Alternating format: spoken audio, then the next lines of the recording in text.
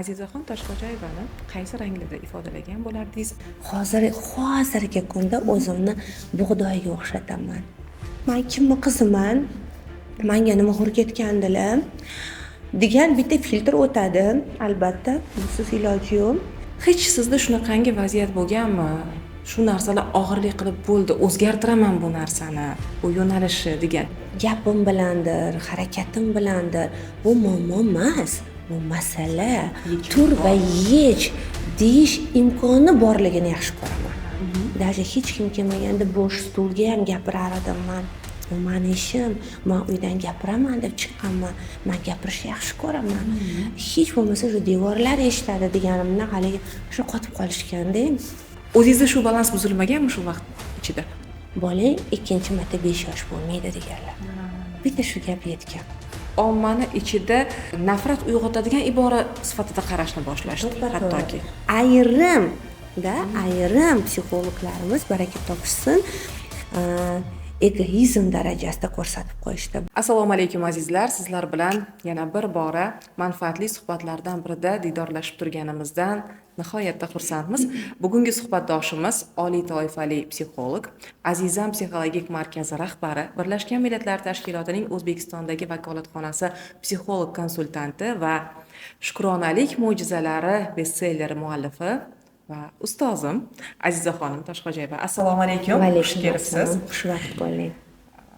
Bu suhbatni uzoq vaqtdan beri to'g'risi niyat qilib yurgandim va mana shunaqangi ulug' ayyom kunlarda bo'lishini juda ich-ichimdan xohlagandim. Allohga shukr, mana yetkazdi. Bugun siz bilan boshqacha suhbat qilmoqchiman. Oldinlari hech qachon sizga bermagan savollarimni berib ko'rmoqchiman. Demak, boshladik. Siz bilan juda ko'p suhbatdosh bo'lganman, lekin hech bolaligingiz haqidagi xotiralaringiz bilan bo'lishganingizni eslolmadim. Aynan bolaligingizni eslaganingizda birinchi qaysi vaziyat, kim va qaysi kun xayolingizga keladi? Bolaligimni eslaganimda, men o'zi bolaligim hamma joyda juda ko'p gapiraman. Hozir hayron qoldim hech siz bilan shu haqida gaplashmaganimizni. Bolaligimni eslaganimda doim adajonimlar, oyijonimlar, men singillarim birga gaplashib o'tirganimiz esimga keladi. Chunki bunaqa suhbatlar juda ko'p bo'lardi, deyarli har kuni. O'zi ziyoli oilasida dunyoga kelganman, Toshkent shahrida. Adamlar moliya sohasida ishlaganlar, onajonimlar filologlar. Shuning uchun ikkita ziyoli inson farzandlari bo'lganimiz uchun biz kechki taomdan keyin domimizni ro'parasida archazor bo'lardi, daraxtzor bo'lardi. Mana shu daraxtzor bir 5-6 ostanovkali yo'l edi. Biz Yunusobod 13-kvartalda turganmiz. O'shadan to universitetgacha oldin daraxtzor bo'lardi. Hozir buzilib ketdi. Yo'lning o'rtasida ana shu daraxtzori u boshidan bu boshiga, bu yoq boshi Petushok, bu yoq boshi universitet bo'lardi. Ana shu u boshidan bu boshiga biz oldinda o'ynab yurardik, orqada adamlar bilan oyimlar suhbatlashib, shu oilaviy har kuni shunaqa sayrimiz bo'lardi. Bu bizning odatimiz edi. Shunda qog'ozli morojeniyalar 15 tiyin, nonlilar 20 tiyin.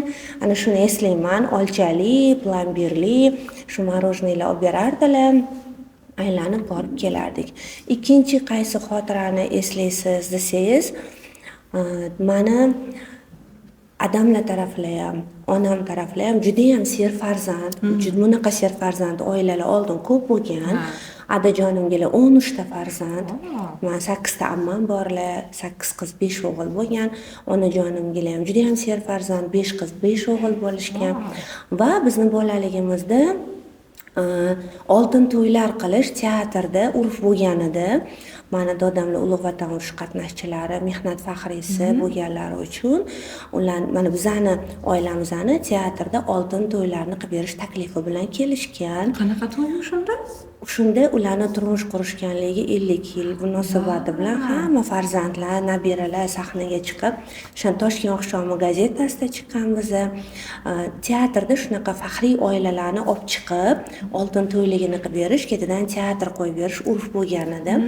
Ana shunda tayyorgarlik uchun kelishganda oldin fotosessiya bo'lgan, shu jarayonni eslayman va 2-3 ta nabiralari she'r yodlab berishsin deyishgan. Men shunda juda ham haligacha bir to'lqinlanib, yuragim mehrga to'lib eslaydigan joy, onamlar bizga she'r tanlab berganlar, adajonimlar yodlatganlar. Men dodamlar rahmatliga atab she'r yodlagan, unda hayot deydilar.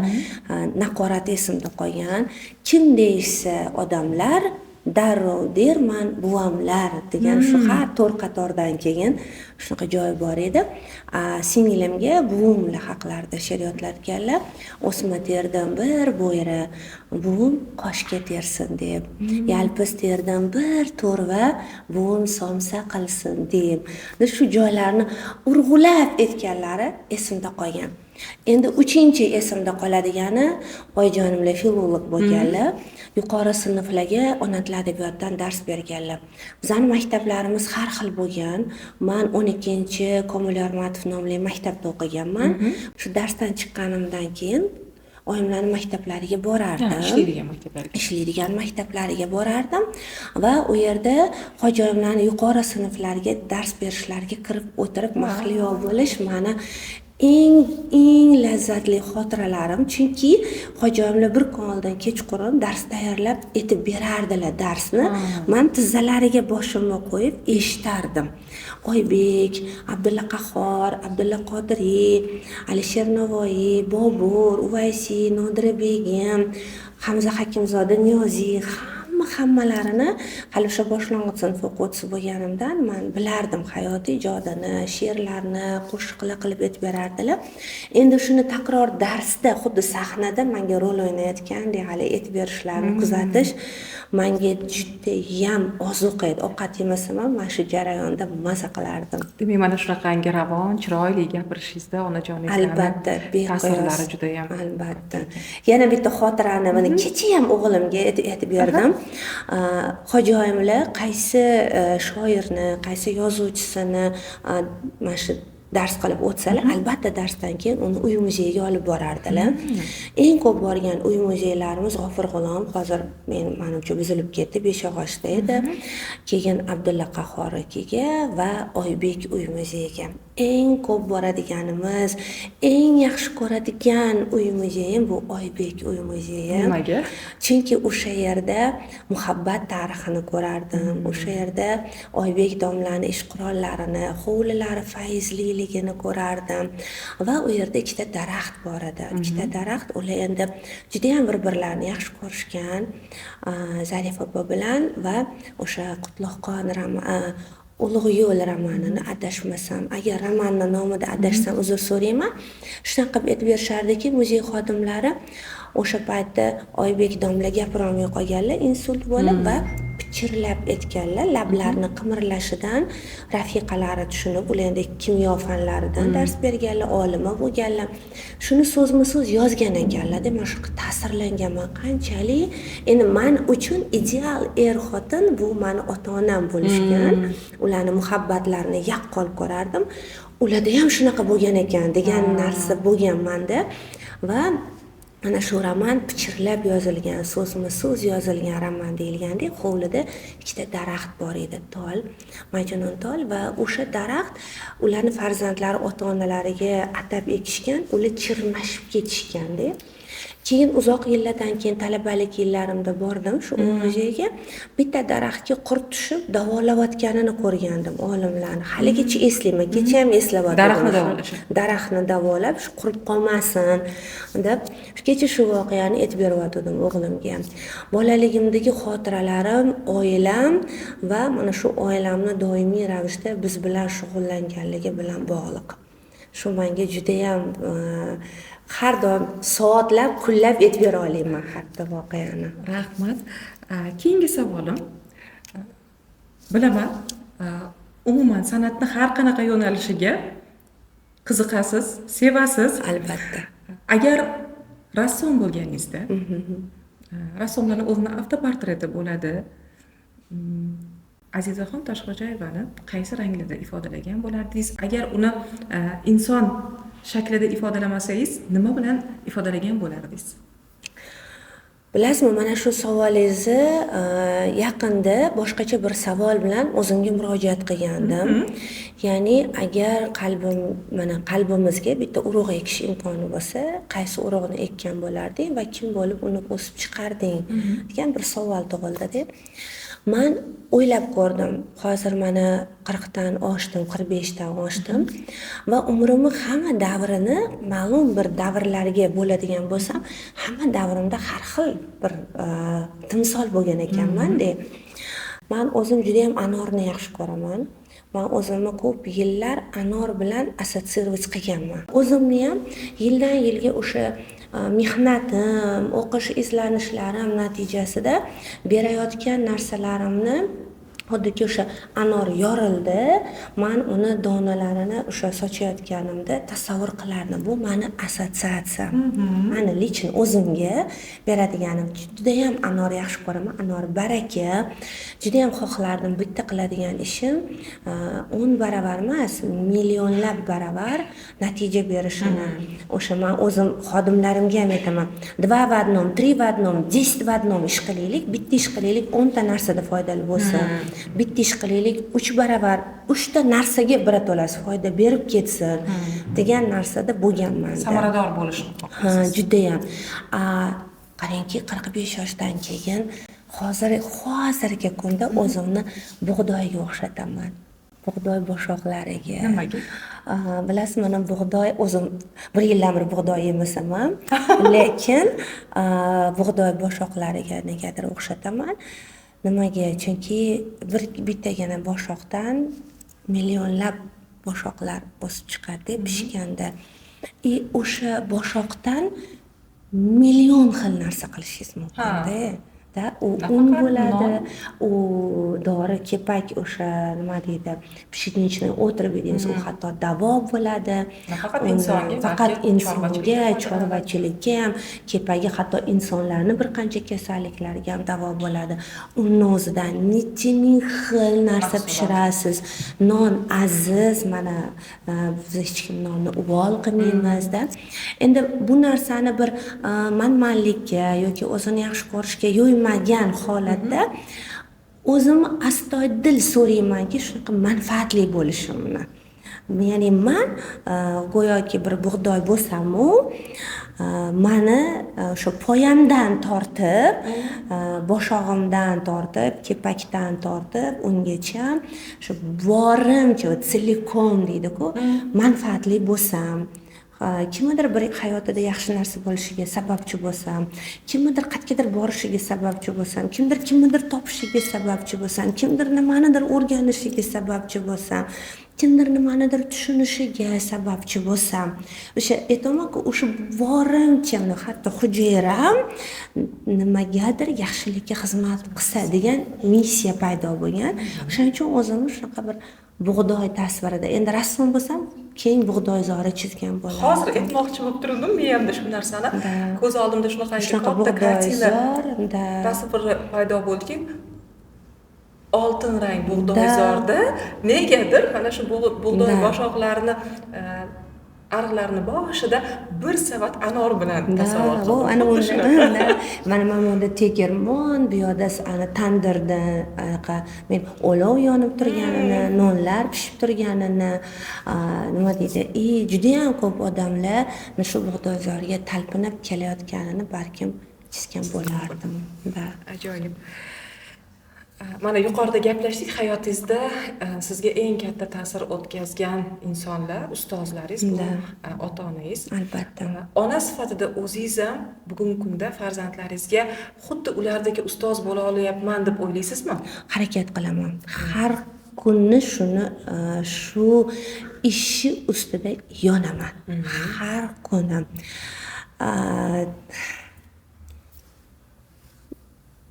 Nimadir qaror qilsam, odamlar nima degan bo'lardilar? Shu yoqarmidi ularga? To'g'ridirmidilar? Men kimni qiziman?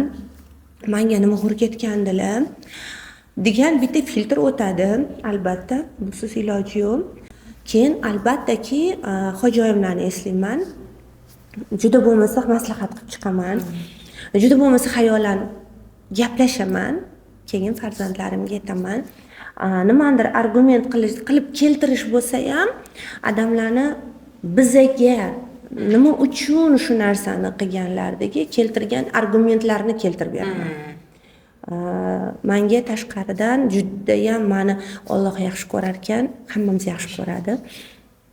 Men har doim shunaqa deyman, meni juda ham yaxshi ko'radi. Erkalanib qo'yaman.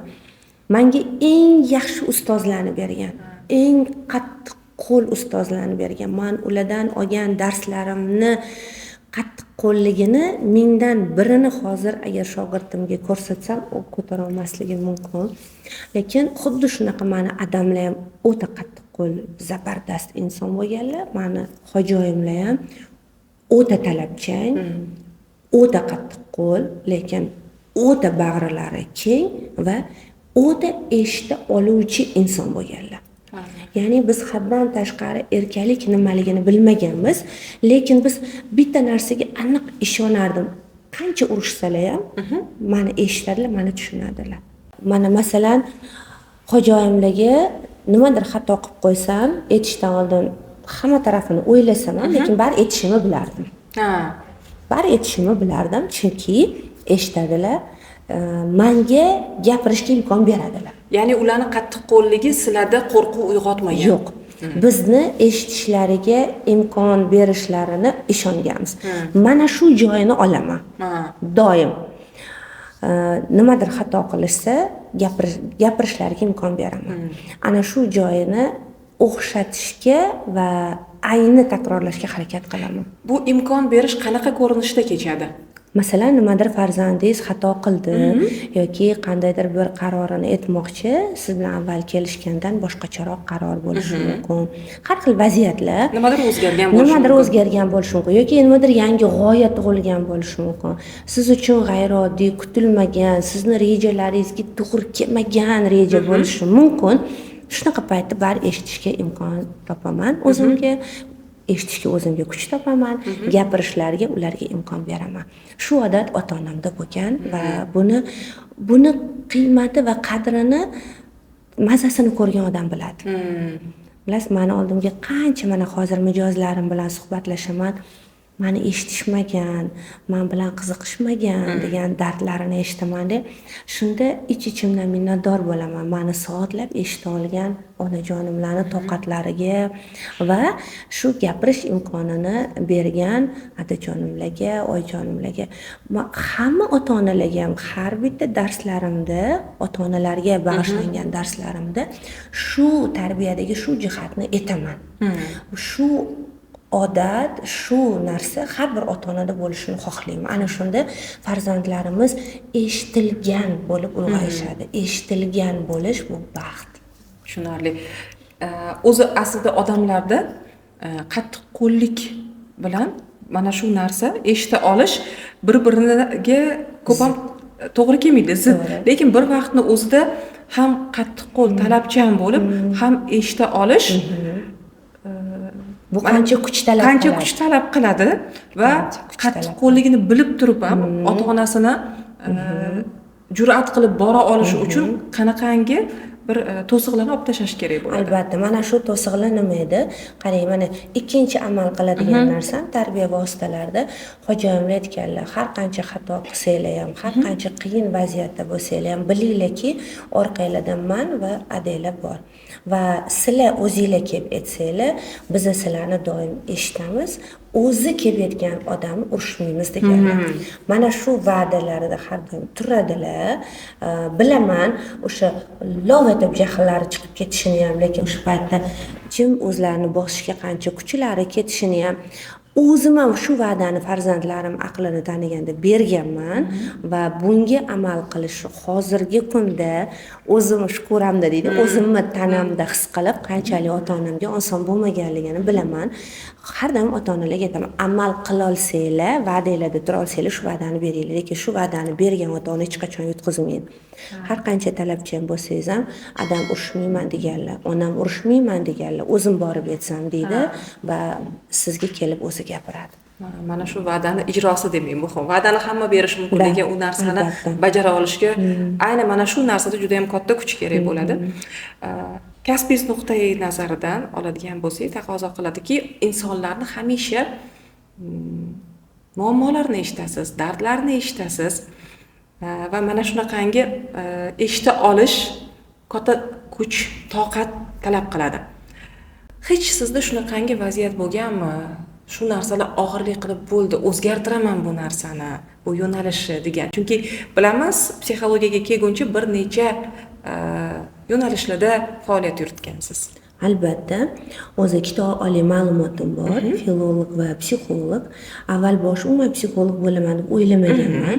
Mani butun fikr hayolim radio jurnalisti bo'lish bo'lgan. Men juda ham radioni yaxshi ko'raman, hozir ham va bajonidil radioda ishlagan bo'lardim. Gohida mana shu psixologiyadan charchadim demayman, lekin qaysidir bir momentlarda ish faoliyatimga qo'shimcha sifatida radioni olib kirgim keladi. Lekin radioni olib kirganda ham baribir u psixologik radio bo'ladi deb aniq ishonaman. Nimaga? Chunki men psixologiyani emas, men odamlarni yaxshi ko'raman. Odamlarni qalbini yaxshi ko'raman. Odamlarni hayotga bo'lgan munosabatlaridagi muammolar yechimida ishtirok etayotganimdan baxtliman. Ular muammo deb tushkunlikka tushib qolayotgan paytida gapim bilandir, harakatim bilandir, bu muammo emas. Bu masala, tur va yech deyish imkoni borligini yaxshi ko'raman. Ana shu narsa meni muammo eshityapman degan gapga olib kelmaydi Va charchatmaydi. Muammolar ildizlarini topish, yechimlar kombinatsiyasini qidirishdan azart. Matematika. Men juda ham maza qilaman va bunaqa bo'lsa-chi, nima uchun, sabab, o'nta sabab keltiring deb haligi mijozimni o'zini shu jarayonga olib kirishdan rohatlanaman. Va o'sha har xil kombinatsiyalarni ko'rib chiqqanimizda jivchik bo'ladi, tirilib o'sha mijozlarim ko'zlari yonib, bo'ldi, men buni qilaman, men sizni tushundim. Mana kecha ham taqis keldilar, o'tirib ketayotganlarda men sizni tushundim, bo'ldi deb o'sha chiqib ketish jarayonlari menga zavq beradi va keyingi konsultatsiyaga shu qo'limni yuvib kirib ketaman. Yana o'sha jarayon. Ya'ni bir konsultatsiyadan keyingisigacha qanaqadir bir sizni qayta tiklovchi qandaydir bir holatlar kerak emas. Tushunarli. O'zi aytib o'tdingiz, filologman dedingiz, lekin psixologiyaga kirib kelishingizga, aynan men shu yo'nalishda faoliyat yuritaman degan qarorga kelishingizga nima sabab bo'lgan? Men psixologiyaga biznes psixologiyasidan kirib kelganman. Mutlaqo bu dard eshitish, oilaviy muammolar hayolimda ham bo'lmagan. Nimaga? Chunki men filologman, mana aytdim. Xo'p, ikkinchi farzandimni dekretga chiqqandan keyin, ya'ni o'sha yosh onalar ta'tilidan keyin yonimizda bog'cha maktab bo'lgan, bog'cha maktabga ishga kirganman. 4-sinfni berishgan, boshqa hozir chunki bo'sh ish o'rni yo'q deyishgan. 4-sinfni bitirganman deb, shu 4-sinf bilan yuqori sinfga chiqib, ona tili adabiyoti o'qituvchisi, ya'ni o'sha o'zimni asl sohamda ishlashni boshlaganman. O'sha yili o'zi maktabda birinchi yil ishlaganimda lotin alifbosi joriy qilingandi. O'tilgan. 96-yil. Men o'shanda shu lotin alifbosini o'rgatish metodikasini juda ham chiroyli qilib, o'zimni uslubimni ko'rsatib bera olganim uchun rayon seminarida menga ikkinchi toifali o'qituvchi berishgan muddatdan oldin. Endi o'sha 5-sinfda ona tili adabiyoti o'qituvchisi bo'lib ishlaganimda o'sha yili Chilonzor tumanida shahar tekshiruvi bo'lganda, meni darslarimga komissiyalar kirib, menga birinchi toifali o'qituvchi berishgan. Va meni o'sha paytda ishini ommalashtirishga deb qaror chiqarishgan, kitobchalar chiqarishni boshlashgan. Ana shu paytda meni treningga taklif qilishgan. Kyor Korektor kelgan, hech esdan chiqmaydi va ingliz tilida trening o'tgan. Rafiqasi Tatyana uni tarjima qilib turgan. Eshitib o'tirib, haligi bilasizmi, ichimda xuddi shu man orzu qilayotgan narsa shu soha ekanligini bilganman. Chunki men o'zi O'qituvchilik emas. o'qituvchilikni aytaman, men radio jurnalisti bo'lganman, bo'lishni xohlaganman, lekin taqdir taqozosi bilan men maktabda ishlayapman-da. Endi men o'qituvchi bo'laman deb kirmaganman-da bu sohaga. Men radio jurnalisti bo'lib kiraman deganman. Endi o'sha joyda shu sahnada mavzuni tushuntirishi, disiplina, intizom degan trening o'tgan. Hali ham esimda shu. Keyin shunaqa xursand bo'lib ketganman. Endi mana shu seminarga taklif qilgan inson Oriflame kompaniyasida ishlaydigan lider edi. Endi men shunaqa seminarlarga kelish uchun nima qilish kerak deganman. Oriflame ishga kirish kerak degan. O'sha paytda parallel ravishda Vazirlar Mahkamasiga qarashli ijtimoiy fikr markazidagi ishga ham kirganman. Unda biz aholi o'rtasida turli xil mavzularda savol-javob, intervyular olib borish kerak bo'lgan. Yana qarang, ustozim shu markaz rahbari rahmatli Ra'no Ahatovning nazarlariga tushib qolganman.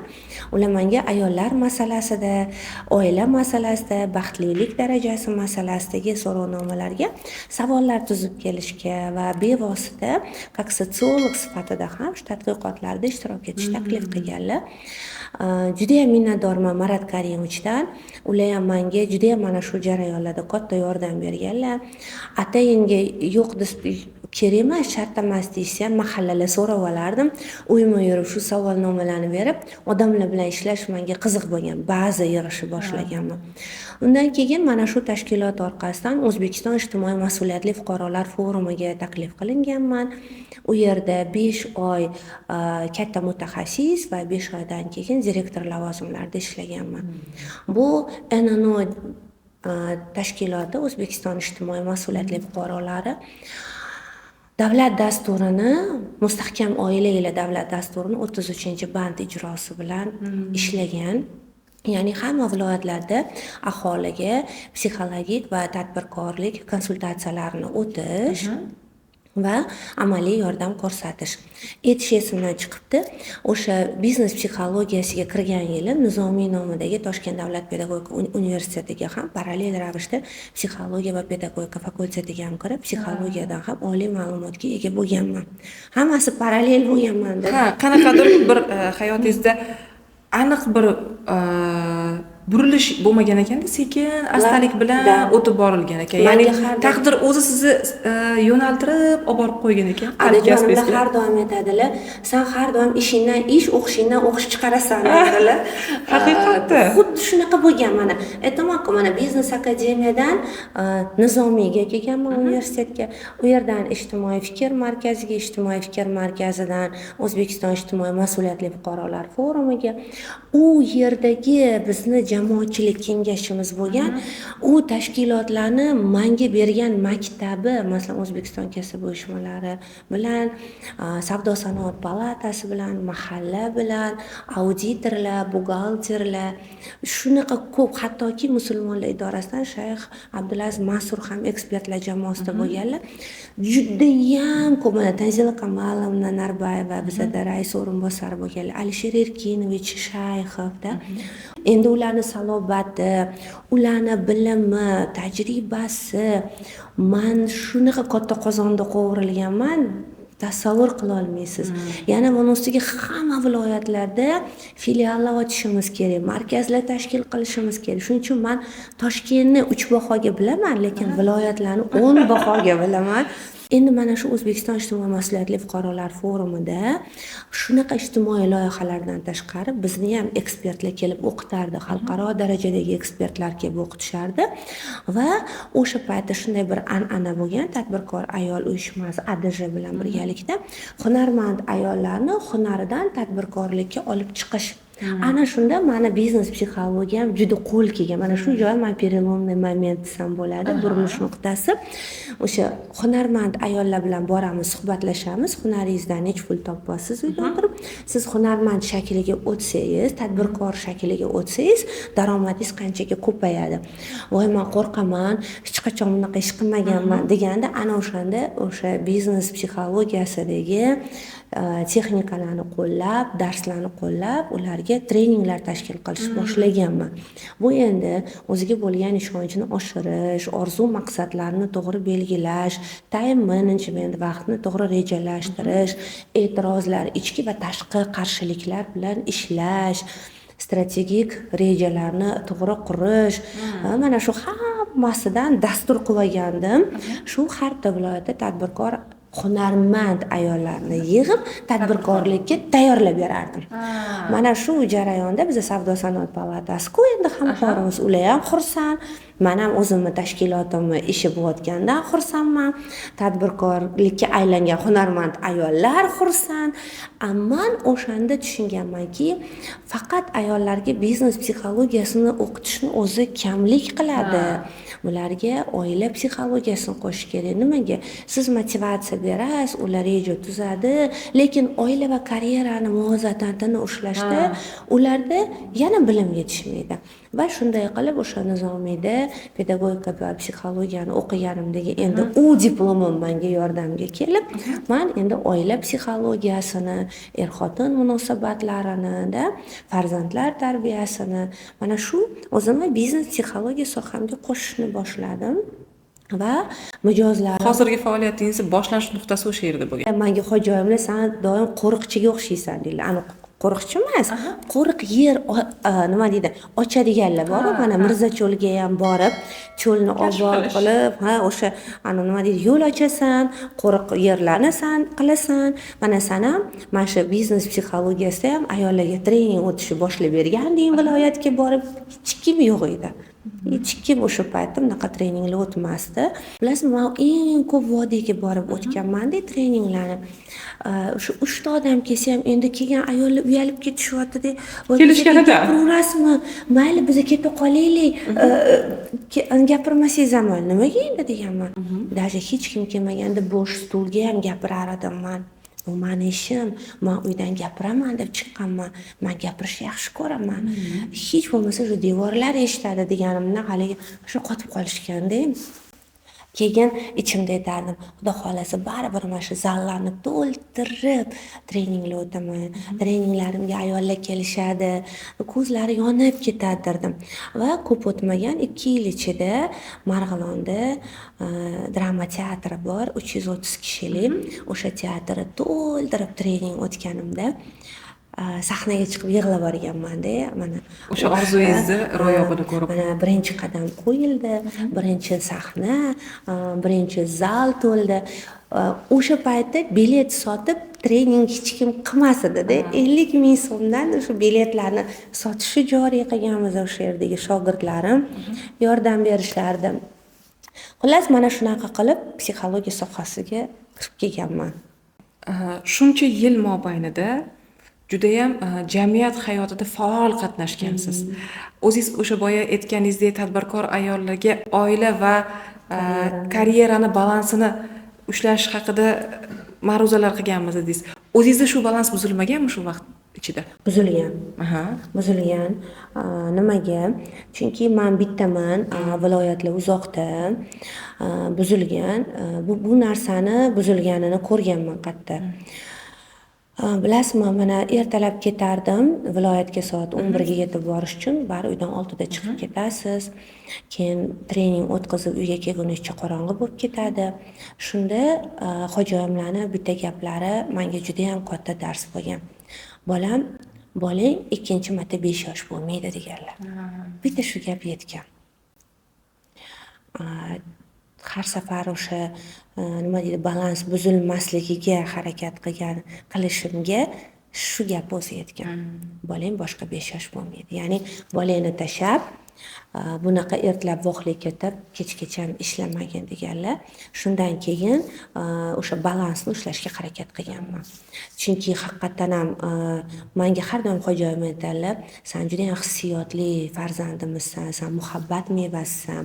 Men ham birinchi marta, "Voy, ona bo'lar ekanman" deb, endi ular ham baribir nima deydi, filologlar-da ta'sirlanganlar, adajonimlar ham judayam bir hayajonlanib ketganlar. Keyin men judayam emotsionalniy kunda tug'ilganman. Adajonimlarni muchallarida, adajonimlarni tug'ilgan kunlari kuni tug'ilganman-da. Qanaqadir bir muhabbatga sovg'a, boshqacha qabul qilishgan. Shunga men judayam salga hayajonlanib ketaman, salga ko'zimga yosh keladi. Lekin shu bilan birga judayam ichki kuchim bor, men uni doim bekita olaman-da. Ya'ni menga unga ko'rsatishga hojat yo'q. Ana o'shandan keyin men aytganman, rostdan ham his-hayajonga berilib, balans buzib qo'yapman deganman-da, keyin to'g'rilashga harakat qilishni boshlaganman. Ekspertli savollarga o'tamiz. Inson qaysi vaziyatda o'zi psixologga murojaat qiladi va qanaqangi vaziyatlarda uni yordamisiz ham o'z holatini o'zi to'g'rilay oladi?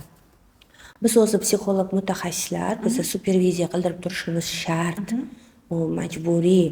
Ya'ni biz o'zimiz ustoz deb bilgan boshqa bir psixologga borib, o'zimiz mijozdek ulardan o'tamiz. Sodda qilib tushuntirganda. Ya'ni bu keyingi paytlarda ommalashgan, endi buning ommalashishiga ham sabab bo'ladigan vaziyatlar o'zi ko'p bo'ldi. Psixologni o'ziga psixolog kerak degan qo'sh tirnoq ichidagi kinoyali gapni demak, haqiqatda ham mavjudligini ko'rsatadi. Ha, bu kinoyali gapsiz ham mana psixologiya fani fan sifatida shakllanib, o'zi mana sal boshqacharoq tushuntiring. Mana psixologlar ikki xil bo'ladi. Psixologiya fanidan dars beradigan psixologlar bor. Mana shu fanni hayotda qo'llab, texnikalar orqali hayotda qo'llab, insonlar hayotiga olib kiruvchi amaliyotchi psixologlar bo'ladi. Amaliyotchi psixologlar doimiy ravishda o'zlaridek amaliyotchi psixologni superviziyasidan o'tib turishadi. U nima? U nima? Masalan, deylik, sizda xiyonat mavzusiga ko'p mijozlar kelyaptimi? Xiyonat mavzusi haqida siz superviziya qilasiz, boshqa bitta psixolog bilan ishlaysiz shu mavzuda, yoki o'zingizni xuddi mijozdek olib borib ishlaysiz. Superviziyani ham turi va yo'nalishlari ko'p. Endi mana bu psixologiyadan dars beradigan psixologlar nima qilishadi? Ular ilmiy tadqiqotlar olib borishadi. Ilmiy tadqiqotlar orqali mana bu amaliyotchilar qaysi texnikadan foydalansa insonlarga yordami ko'proq bo'ladi degan tadqiqotni bular boradi. Texnikani bular beradi ularga. Biza bulardan texnikani olib bu yerda qo'llaymiz. Nazariyasi amaliyotda isbotlangan texnikalarni. Shuning uchun bu lager ham doim psixolog bilan ishlaydi. Usiz ilojimiz yo'q. Chunki baribir ham masalan agar siz superviziyadan o'tib turmasangiz, emotsionalniy выгорание degan narsa bor. Emotsionalniy выгорание ya'ni shu kasbingizdan sovish, kuyishda. Ana endi menda u holatni oldini olishga yordam beradigan boshqa o'zimning uslublarim bor. To'g'ri, men ham superviziyadan o'tib turaman, lekin men o'zimga ham o'zim yordam beradigan boshqa uslublarim bor. Masalan, men faqat birga bir tet-a-tet konsultatsiyalar bilangina cheklanmayman. Bizning ish faoliyatimiz juda keng qamrovli. Masalan, men har bir ayol ishini yaxshi ko'rib qilish kerak deb o'zim targ'ib qilaman va albatta bu targ'ib o'zimdan boshlayman. O'zing meni yaxshi ko'rasan, o'zing yaxshi ko'rgan ishingda maza qilib ishlayapsanmi deyman. Nimalar bo'lsa ishingda maza qilarding. Mendagi Aziza javob beradi. Men sayohat yaxshi ko'raman. Judayam yaxshi. Keyin sayohatga endi psixologiyani qo'shamiz. Qanaqa qo'shish mumkin? Va shunday qilib sayohatga uyg'unlashgan ta'lim yo'nalishini chiqarganmiz. Ya'ni biz buni retreat deymiz. Bir guruh ayollar jamoasini tashkil qilamiz. Bitta mavzuni olamiz. Masalan, kechirmaslik bo'lishi mumkin. Qanday qilib kechirish mumkin? Qanaqa xiyonat iztirobidan chiqish mumkin? To'g'ri orzu maqsad qo'yish mumkin. O'ziga bo'lgan ishonch, ayollik energiyasini oshirish. Mana biz bir marta Istanbulga shunaqa qilgandik, juda zo'r bo'lgan edi-da. Mana shunaqa bir mavzuni olamiz, bir hafta davomida ham sayohat qilamiz, ham shu mavzuni ayollar bilan atrobotka qilamiz. Boshqa muhitda, boshqa sharoitda ham hayrat aralashgan muhitda. Biz bilamizki, emotsiyalarning eng kuchlisi hayrat. Hayrat bilan o'rganilgan, hayrat ichida eshitilgan narsa esingizda qoladi. bir umrga. Chunki o'sha paytda xotira yachekalari shunday ochilib turgan bo'ladi.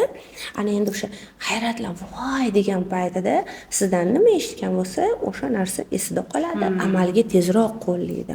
Bu bo'ldimi? Endi ikkinchisi, nimani yana yaxshi ko'rasan? Nutq so'zlashni yaxshi ko'rasan. Marhamat, treninglar qil. Foydali nonushtalar qil. Ayollar bilan dugona bo'lishni yaxshi ko'rasan. Dugonalarni dugona qilib qo'yishni yaxshi ko'rasan. O'zimga aytaman. Mana foydali nonushtalar, bir finjon qahvalar, birga ayollar to'planadigan, maza qilib raqsga ham tushsin. O'zing raqsga tushishni yaxshi ko'rasanmi? Raqsga tushsin. She'r aytishni yaxshi ko'rasanmi? She'r aytib bersin. Misolda ayollarni birga to'plab, ham madaniy hordiq qoldiradigan, ham ularni rivojlanishlariga, shaxsiy rivojlanishlariga yordam beradigan tadbirlar uyushtiramiz. Mana endi ulardan tashqari dars berishni ham yaxshi ko'raman. Ana shuning uchun menda o'quv kurslarim bor, ustoz shogird maktabim bor. Ana undan keyin menda konsultatsiya. Faoliyatimiz rang-barang bo'lganligi sababli emotsionalniy выгорание konsultatsiyadan olmayman. Qaysi fazilatlaringiz bilan faxrlanasiz va qaysilarini odatlaringiz deymizmi, o'zgartirishni xohlaysiz? Shaxsiy intizomim bilan faxrlanaman. To'g'ri, buni ustida hali juda ko'p ishlashim kerak, lekin shaxsiy intizom tushuncham borligiga, shaxsiy intizomga amal qilishga harakatim borligidan faxrlanaman.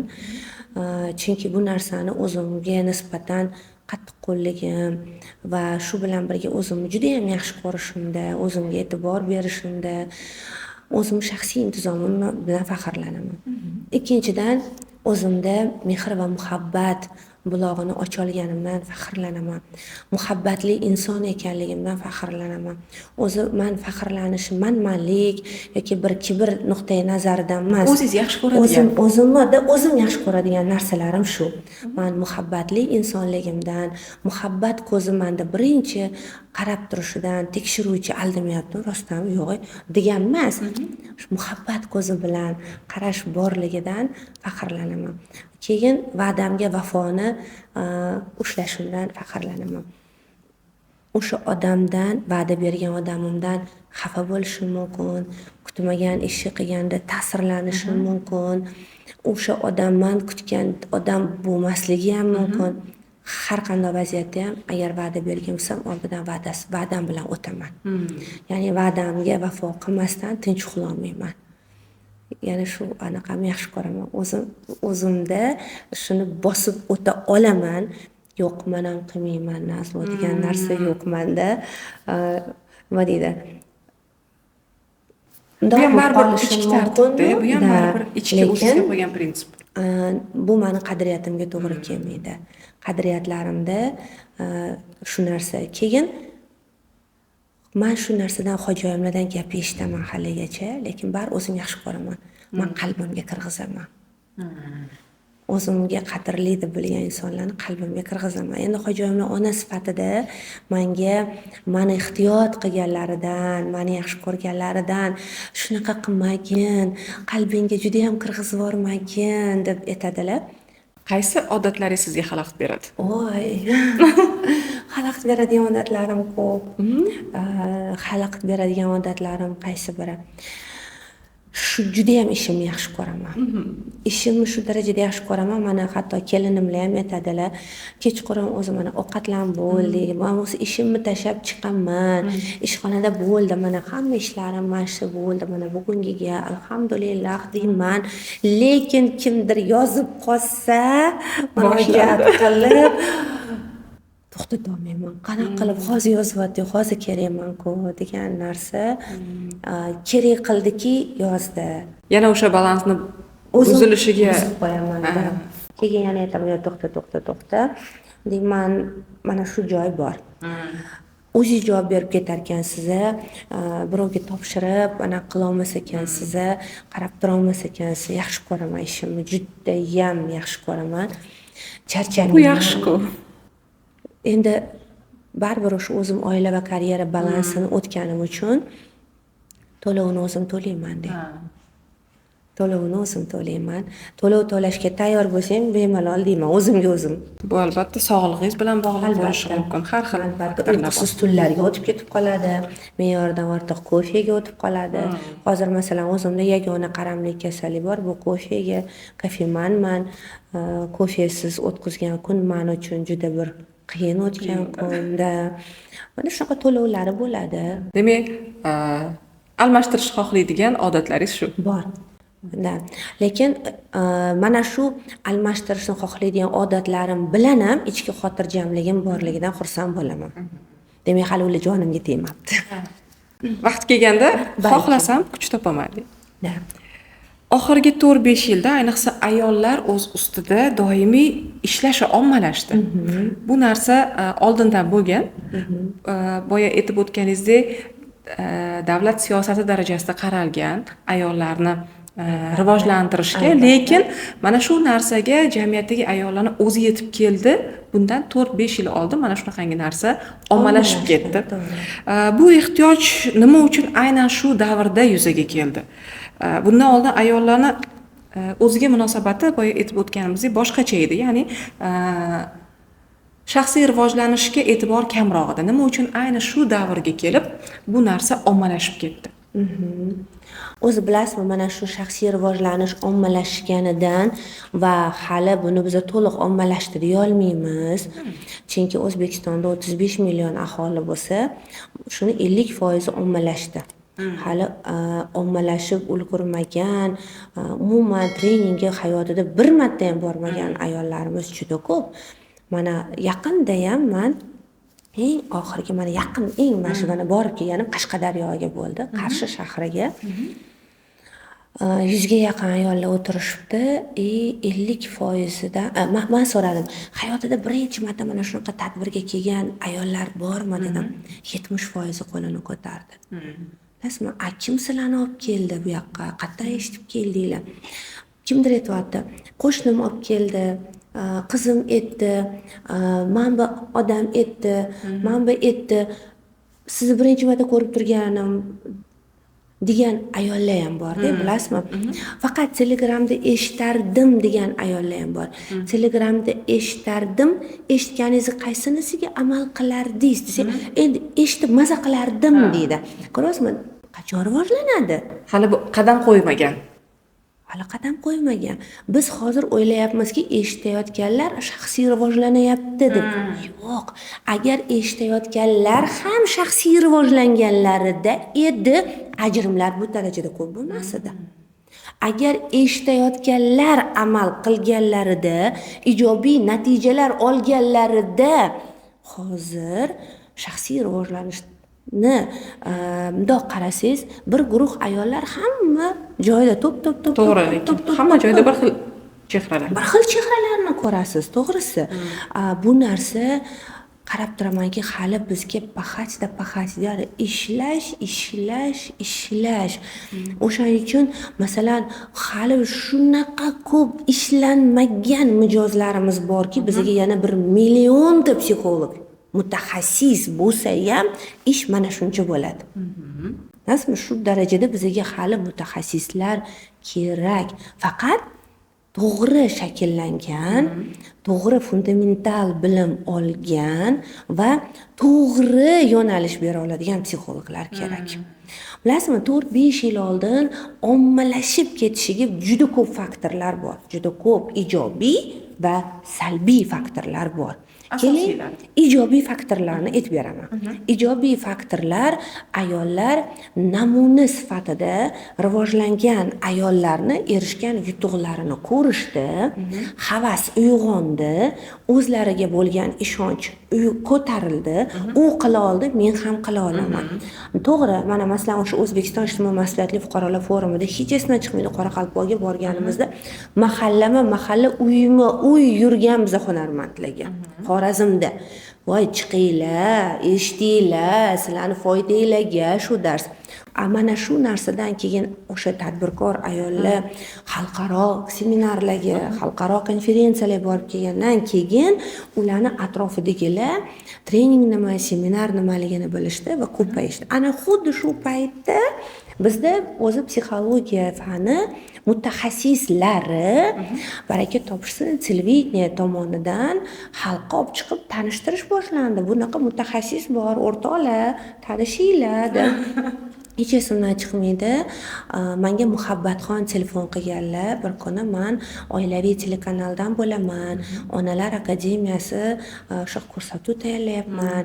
Sizga shu psixolog sifatida murojaat qilsam maylimi? Sizni telefoningizni radiodagi undan Umidapada men u paytda endi radioga ham borib turardim mutaxassis sifatida. Bo'ldi deganman, borganman. 1 yil borganmiz. Men borganimda Muhabbatxon turmushga chiqmagan. Turmushga chiqdi, homilador bo'ldi, dekretga ketdi. Keyin sizni ko'rdim men. Birinchi marta paytda keyin siz meni Oydin hayotga olib bordingiz. Oydin hayotga 1 yilcha bordim. Keyin Rayhon bilan tanishdik. Keyin Rayhon meni Zirabchaga taklif qildilar. Zirabcha 2-3 yil davlat telekanallari psixologlarni targ'ibini boshlaganida ulardan keyin mana baraka topishsin xususiy telekanallar bular sevimli juda katta hissa qo'shdi.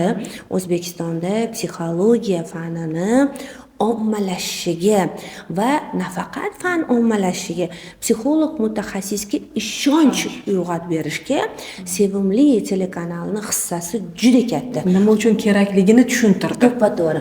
Mana bir kuni bitta ustozim Rossiyada ishlaydilar. Ham Rossiya psixologlar assotsiatsiyasining faxriy a'zosi, ham Qozog'istonni. Ular aytadilar, hozir O'zbekistonda psixologiya prям ostonada rivojlanyapti, fundament quyilyapti deb. Hali 100 yildan keyin ham psixologiya xudo xolisa O'zbekistonda o'zini mukammal ildizlariga ega bo'lganda, o'sha ildizlardan biri sifatida sevimli kanali ko'rsatilishini chin dildan xohlardim va bu adolatli bo'lar edi ham. Nima uchun o'sha paytda ommaviy tanqidga qaramasdan Zirabchani birinchisida uncha eshitmaganmiz, lekin odamlarni yuragiga psixologiya fani borligini, ongiga psixologiya fani borligini, psixolog mutaxassis faqat ruhiy kasalliklar bilan ishlaydigan odam emas, balki hayotda qiynalgan, qoqilgan, o'zini yo'lini topa olmayotgan va asosiysi baxtli bo'lishni istaydigan, o'zini o'rnini topishni istaydigan insonlar uchun zaruriy tavsiya beradigan mutaxassis ekanligini ko'rsata oldi. Ana undan keyin Zo'r TVda va boshqa kanallarda mana hozir ham har qanaqangi tok-shoular endi psixologlarning ishtirokisiz o'tmaydi. Bu narsada, bu jarayonda ishtirok etganimdan juda ham xursandman. Taqdirimga mindan roziman, sevimlidan minnatdorman umrimning oxirigacha. Va mana shu joyda ommalashuv boshlandi. Endi salbiy tomonini aytaymi? Mana bitta ustozim bo'lar edi, bilasizmi, badlar. Qani qo'limda bo'lsa shu bilimlarni hammasini bekitib qo'yardim dirdilarda. Nimaga aytsam, tayyor bo'lgan odamgagina berardim dirdilarda. Bilasizmi, psixologiyaning o'zida 700 dan oshiq yo'nalish bor va bir-birini inkor etuvchi yo'nalishlar bor, bir-birini to'ldiruvchi yo'nalishlar bor. Bizni qadriyatlarimizga, sharqona odatlarimizga zid keladigan yo'nalishlar bor. Bizni dinimiz inkor qiladigan narsalarni targ'ib qiladigan yo'nalishlar ham bor. Bu joyda oltin o'rtalikni topish va mana shu oltin o'rtalik orqali ishlash filtri hali ishlab chiqilmagan edi. Va mana shu filtr yoqilmaganidan ezoterika ham hatto psixologiya sifatida kirib kelishni boshladi. Umuman boshqa narsa bu. Va mana shu psixologiyadagi bitta terminni aytaman, o'zini sevish degan termini teskari ishlab ketgan oilalar bo'ldi. Bu narsaga nisbatan uzr gapingizni bo'ldim. Ommani ichida nafrat uyg'otadigan ibora sifatida qarashni boshlashdi hattoki. Hatto hozir mana bilasizmi, mana psixolog siza deb tanishadi, ha deyman, o'zini sevishni o'rgatasizlar deydi. Bilasizmi? Mana shu ohangdagi emotsiyani o'zi menga yetadi-da. Demak, mana shu o'zini sevish va qadrlash degan fikr, shu prinsipni o'zi naqadar insonparvarlik prinsipi-da o'zi bu. Bunday olib qarasak-da, nafaqat insonni, nafaqat oilani, jamiyatni sog'lom bo'lishiga ishlaydigan prinsipni ayrim psixologlarimiz, baraka topishsin, egoizm darajasida ko'rsatib qo'yishdi va Talqin noto'g'ri keldi. talqin noto'g'ri. Shuning uchun ham aytamanki, psixologiyaga doir ma'lumotlarni ko'p bo'lgani yaxshi, hamma massaviy o'qiydi, lekin filtr siz o'tib ketgani yomon. Ana shu salbiy oqimni ham baravariga boshdan kechirdik va kechirayapmiz. Haligacha kechirayapmiz. Haligacha 3-4 yil oldin o'sha salbiy ta'sirdagi insonlarni to'g'ri talqinga olib o'tish, fikrlarini tuzatish ishlari bilan ham ovoramiz. Lekin baribir bu jarayondan o'tishimiz kerak edi. Odamlar to'g'ri va noto'g'rini o'zida sinab ko'rish kerak. Ayrim toifa insonlar bor, o'zi mazasini yeb ko'rmaguncha ishonmaydigan. Lekin mana shu 3-4 yil oldin ommalashib ketishiga asosiy sabablardan mana shu. Ommalashgani yaxshi, to'g'ri ommalashish qolibiga sovolishimizga vaqt Va kuchli mutaxassislar kerak. albatta. Tushunarli. Ijtimoiy tarmoqlardagi mukammallik illyuziyasi odamlarni o'zini past baholashiga sabab bo'layotgani haqida ko'p mutaxassislar gapirishyapti. Bu narsani motivatorlar ham, psixologlar ham aytishyapti. Chunki haqiqatan ham mana shunaqangi xohlaymizmi yo'qmi, tan olamizmi yo'qmi vaziyat mavjud hozirgi paytda.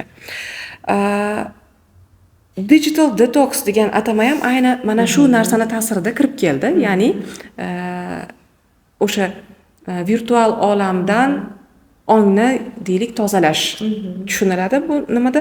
Umuman olganda shu mavzuga tegishli, ya'ni virtual dunyoni ta'siridan ruhiyatni tozalash, ijtimoiy tarmoqni bugungi kundagi masalan qanaqa baholash mumkin? Zarari ko'proq deb baholash mumkinmi yoki uni imkoniyatlar maydoni deyish mumkin? Mana shu boradagi gapimni ustozlarimdan biri, juda ham hurmat qilaman, Shayx Abdulaziz Mansurni bir iboralari bilan boshlagim keldi. Ularning bir iboralari bor, ijtimoiy tarmoqlar, umuman internet bu qip-qizil chiroyli olmani ko'z oldingizga keltirsangiz, tarmoqdagi kerakmas va zararli kontentlar deylik, shu qip-qizil olmaga tushib qolgan qurt. Mana endi shu olmani shu qurtlagan joyi deb otib yuborasizmi? Albatta yo'q, lekin u qurt ko'p deyiladi. Ana o'sha qurtni tozalab tashlash, qurt tushishini yana oldini olish, bu bizning qo'limizda. Hozir shu jarayon. Endi Birlashgan Millatlar Tashkilotiga qarashli Jahon sog'liqni saqlash tashkiloti tomonidan rasman e'lon qilingan Instagram kasallik sifatida, ya'ni Instagramga qaramlik kasallik sifatida. Buni juda ham ko'p kuchli mutaxassislar aytishadi. Nimaga? Chunki Instagramdagi like bosish, ya'ni siz uni tan olsangiz, u sizga yoqsa, siz like bosasiz.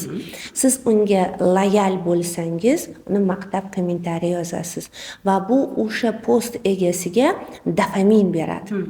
Dopamin bu arzon dopamin. Bu post ertaga pastga tushib ketadi. Yana yengilash kerak. Albatta, vaqtinchalik effekt bergandan keyin arzon dopamin ko'payib ketdi. Insonlar arzon dopaminning orqasidan post ustiga post, reels ustiga reelsda qo'yishni boshlashdi. Ana endi shu joyda insonlarga boshqa insonlarning hayoti doim qiziq degan psixologik faktor juda qo'l keldi. Bu o'zi psixologik faktor.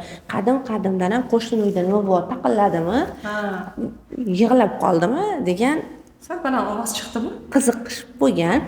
Shu narsani ayni ijtimoiy tarmoq juda kuchli biznes mashinaga aylantira oldi va o'zlarini hayotlarini ko'rsatish orqali katta pul topish imkoni borligini ayrim insonlar tushunishdi.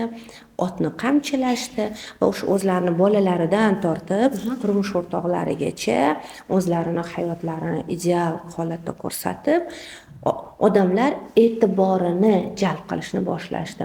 E'tibor jalb qilindi degani siz ularni nazariga tushdingiz degani. Nazariga tushdingiz degani siz tanildingiz degani. Tanildingiz degani siz tanlandingiz degani. Tanlandingiz degani sizni gapingiz to'g'ri degani. Qanaqa mexanizm qanaqa ishlaydi bu yerda zanjir. Endi buni biz mutaxassis ko'zi bilan ko'ramiz-ku. O'shaning uchun ani bloger aytdi-yu. Tamam, u aytdi, demak u haqiqatni aytdi degan. Oxirgi bo'lgan mana shu deylik muammoli, janjalli vaziyatlar. Bir firibgarni o'zini psixolog deb tanishtirishi va unga insonlarni ishonib borishi haqidagi bir intervyuni ko'rdim va u yerda mashhur insonlar o'zi natija olgani uchun shuncha xalq borib unga ishonch bildirishiga ham xuddi siz aytgan narsa. To'g'ri. O'shaning uchun ijtimoiy tarmoqlar juda katta kuch. O'sha tanilish, tanlanish, tanlangandan keyin ishonish. Qarang, o'zi bitta odam ishonchini qozonish oson emas, lekin imенно mana shu aynan mana shu yo'l bilan bu oson. Lekin ularga ham oson emas. Har kuni kamera oldida o'zini baxtli ko'rsatish, o'zini chiroyli ko'rsatish, farzandiga nimadir har kuni xarid qila olmaydigan boshqa odamlarda чувство неполноценности deydi rus tilida aytganda, to'liqsizlik hissi, o'zini kamlik hissida. Men kam dunyoda yashayapman. Menga mana bu yetmaydi. Menda bu kam. Hayot adolatsiz. Kam degan qobiqqa tushirib qo'ydi. Va mana shu ularni kuzatuvchilarda hayotlaridagi kamlikka nazar tashlashga majbur qilib qoldi. Ana unda u bor, mana bunda menda yo'q. Ana endi kamlikni ko'ravergan odamda norozilik paydo bo'ladi. O'z hayotidan norozilik ko'paygandan keyin u emotsiyani kimgadir выплескивать, ya'ni chiqarish kerakmi? Kimga chiqaradi? Shu yetgan odam va yonidagi odamga. Barakalla, juftiga va farzandlariga. Ana shundan bizada ikkiga bo'linib qolish boshlandi. O'shaning uchun men Instagramda bugungi live hayotini ommalashtirib ko'rsatib borayotgan insonlarga nisbatan hech qanaqa bir e'tirozim yo'q. Bu ularni tanlovi. Chunki har bir inson o'zini tanlovida yashaydi. Faqat mana shu tanlovlaridagi balansni buzilishi, ya'ni ular hozir tanlovlari boshqalarning balansini buzishiga sabab bo'lib qolayotganini javobi borligini eslatib qo'ymoqchiman. Chunki boshqa bir insonni biz agar yetaklashni istasak, o'sha odamga foydali narsa bilan yetaklaylik. To'g'rimi? Lekin zarar keltiradigan narsa bilan yetaklab qo'ysak, o'sha insonni qalbida norozilik tug'ilishiga sababchi bo'lib qolsak, buni to'lovi bo'ladi. Buni to'lovi juda qattiq ham bo'ladi. O'shaning uchun mana shu balansni o'sha hurmatli blogerlarimiz buzmasliklarini mutaxassis sifatida tavsiya qilgan bo'lardim. Shuning uchun ham mana menga Instagramni zarari haqida treninglar o'tib berganimda onalar iltimos qilishadi, farzandlarimizga konsultatsiyalar o'tib bering, boshqa qiling deb o'zimga e'tiroz bildiradigan bo'ladi. O'zingizda ham bor-ku deydi. O'zingiz ham chiqasiz-ku Instagramga deydi. Sizda ham salkam 500 ming odam bor, u 500 million degani deydi. Men keyin aytamanki, to'ppa-to'g'ri deyman. Ana mutaxassislarni blogerlardan farqi o'zini sahifalarida faqatgina ekspertlik jihatdan o'zlarini namoyon qilishlari. Va mana shu ekspertlik jihatidan namoyon qilish orqali nimadir foydali narsa bergimiz keladi. O'zimizni mana men shu narsalarni biladigan mutaxassisman. Mabodo hayotingda mana shu narsalar kerak bo'lsa, murojaat qilishing mumkin degan pasl bilan chiqamiz. Ana endi o'zini mutaxassisligi bo'yicha chiqadigan ekspert bilan juda bir baxtli obalochkada yashayotganini ko'rsatayotgan blogerni chiqishida yer bilan osmoncha farq bor. Mutaxassis ilm beradi, bilim beradi. Uning uchun mana bu yerni ishlatish kerak. Bu uchun baribir qanaqadir kuch talab qilinadi. Bloger beradigan narsa u faqat his-tuyg'u beradi. Deysiz? Bo'ldi, o'tib ketadi. Endi hozir bilasizmi, yana bir narsani o'ylab qoldim. So'nggi paytlarda yana bir narsani o'ylab qoldim. Mana shu blogerlarni ham niyati yomon emas aslida. Ular ham o'zlarini hayotlarida nimanidir ko'rsatish orqali halol ishlashyapti. O'zimiz kamera oldida turib gapirish ham, montaj qilish ham. Lekin ularga ham kimdir yordam berishi kerak va ularni yordamidan ham biz mutaxassislar foydalansak zarar qilmaydi. Chunki ularga qancha odam ergashadi. Albatta. Shu maqsadda mana hozir ko'pgina blogerlarga o'zaro teng sheriklik, hamkorlik dasturi bilan chiqishni boshladim. O'zim ham. Bu dastur qanaqa? Men o'zimni maktablarimda, o'quv platformamda ularni o'qishlariga, bepul foydalanishlariga imkon beraman. Ular esa o'qiganlarini, tushunganlarini o'z auditoriyalariga gapirib berishadi. Ya'ni o'zlarini live kontentlarini orasida bizda o'rganganlarini o'zlarini auditoriyalariga gapirib berishadi. Bu nima beradi? Ikki tarafga. Ularga beradigan narsa, ular o'zlarini ustilarida ishlayotgan, o'zlarining dunyo qarashlarini kengaytirayotgan, mukammallikka qarab ketayotgan shaxs sifatida auditoriyalarni hurmatini yana ham qozonadilar. Ikkinchidan, o'zlarini hozir yasama baxt emas, haqiqiy baxtga olib chiqish harakatida bo'ladilar. Biz mutaxassislar esa o'zimizni maktabimizdagi berilayotgan bilimlarni ko'proq, kengroq ommaga tanilishiga erishamiz. Mana shu hozirgi mavzudan uzoqlashmaymiz, ya'ni o'sha ijtimoiy tarmoqdagi mukammallik illyuziyasi ta'sirida boya aytib o'tdingiz, norozilik hissi paydo bo'ladi. Norozilik hissi o'z-o'zidan bu borini ko'rmaslik, noshukurlik, qo'pol qilib aytganda noshukurlik hissi deyishimiz mumkin. Lekin mutaxassis sifatida aksincha biz sizni bilamiz, aynan shukronalik hissini targ'ib qilasiz. Bu narsani ancha yildan beri shaxsan o'zim bu narsani 10 yil oldin sizdan eshitganman. O'sha birinchi shukronalik yozilgan usti tillarang daftarlaringizni ko'rganman, ko'rsatuv olib kelganingizda. Ko'pchilikda mana shunaqangi savol paydo bo'ladi. Bilamiz, o'sha shukronalik mo'jizalari kitobingizdan yoki bo'lmasa o'sha sahifangizdagi insonlarni gapirib bergan hikoyalardan aynan mana shu shukronalik hissini ortidan qancha natijalar olganlarini ko'rganmiz. Shukronalikni aynan yozib izhor etish shu qadar muhimmi? Juda ham yaxshi savol berdingiz. Menga juda ham ko'p shu savol va e'tirozlar keladi. Yo'q, bu e'tiroz emas. Yo'q, bilaman, sizda savol, lekin e'tirozlar ham keladi. Nima qilasiz, yozganda bo'larkanmi, nimaga yozishni gapiraverasiz deyishadi. Endi men aytamanki, psixologga dorisi yo'q. Psixolog dori darmon bera olmaydi, psixologda dori darmon bu qog'oz qalam deyman va buni tushuntirishga harakat qilaman. Bilasizmi, men o'zim shukronalikni, mana sen qanaqa psixologsan desa, men shukur o'rgatadigan psixologman deyman.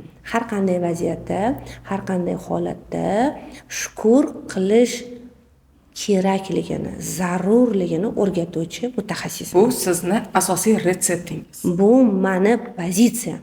Bu meni qadriyatim. Bu meni stержеnim. Mana shuni atrofida qolgan hammasini qilish mumkin. Lekin shukur hissi to'yinishdan, qoniqishdan paydo bo'ladi deydi ko'pchilik. Agar biz shukur hissini yillar davomida shakllantirib borsak, kelgan narsaga ham shukur qilishni boshlaymiz. U muammo bo'lsa ham. Tushunasizmi? Muammoni hal qilib bo'lib shukur qilish boshqa. Lekin kelib turgan muammoga shu kelayotganiga ham shukur deyish boshqa. Ana o'shaning uchun men o'zim qanaqa odamsan desa, menda hatto duolarimda shukrulloh bandalaring ko'payishiga sababchi qilgan. Ana endi shu shukur qilishni o'rgatishni ichida vazifalar bor. Bilasizmi, u qanaqa vazifalar? Birinchi navbatda biz shukur qilishni odatga kiritishimiz kerak. Odatga. Esimizga tushganida, o'shanga to'g'ri kelib qolgan vaziyat bo'lganida emas, odatga. Tushunasizmi? Ko'zingizni ochdingiz, shukur qildingiz. Oxirgi so'zingiz Xudoga shukur. Uxlab ketdingiz, taom ko'rdingiz, yo'ldan o'tdingiz, hamma narsada. Bitta xabar eshitdingiz, har qanday narsada odat darajasiga kirish uchun bizga intizom kerak. Intizomga o'rgatadigan metodikalardan biri bu yozish. Tushunasizmi? Siz yozgan saringiz siz o'zingiz intizomli qilib tarbiyalashni boshlaysiz. Bu birinchi faktor. Endi ikkinchisi. Men mana shu 2024-yildan juda minnatdorman. Har yili malaka oshirishga harakat qilaman, lekin mana shu 2024-yili har yili oshiradigan malakalarimdan ham zo'r malaka oshira oldim.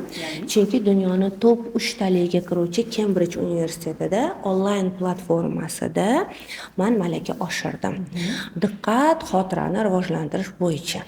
Va mana qarangki, diqqat va xotirani rivojlantirish kursida o'qir ekanman.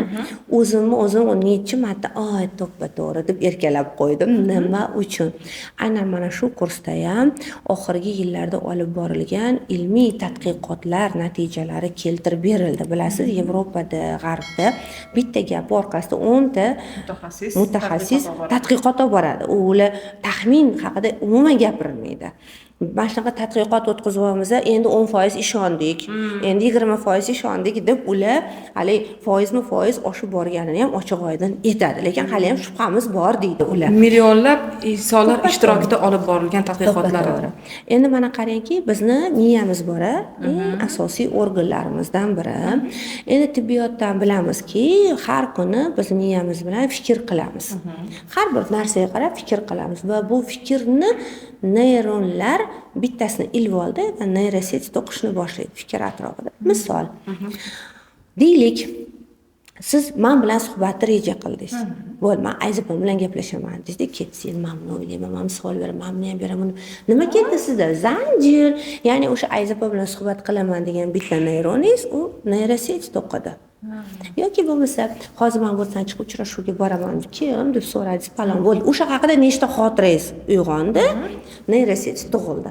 Bir kunda katta, kichik, yorqin, tushkun neyrosetlarimiz eng kami 15,000, bo'lmasa 25,000 tagacha bo'ladi. Shuncha fikr kelib ketadi miyamizga. Ana endi bu fikrlar kechqurun uyqungiz keladi-ku, miya aytadi, uxla, iltimos bo'ldi deydi. Charchadik. Nimadan charchadi? Neyroset to'qib charchadi. Siz kechqurunga borib o'qigan narsangiz уже miyamga kirmayapti deyapsiz-ku, neyroset uzilib to'qilyapti. Tushunasizmi? Ana endi miya aytadi, tezroq shu uxlasa-yu, kun bo'yi o'zi to'qigan uzun, qisqa, rangli neyrosetlarni parchalab chiqish kerak, yo'qotish kerak, bo'shatish kerak, chunki miyada sklad yo'q. Bugungilarni surib turing, ertaga yana boshqasi to'qiladi degan narsa yo'q. O'zi to'qiydi, o'zi kechqurun parchalaydi. Qarang, qanaqa murakkab jarayon. Ana endi keragini xotiraga uzatib yuboradi. Endi savol tug'iladi. Miya qayerdan biladi kerak emasmi? Ha, rostdan. Qayerdan biladi? Unda oladi bitta neyroset, u kerak. Men xotira sodda tushuntirganman. Ular вообще kerak emas, uzib tashadi.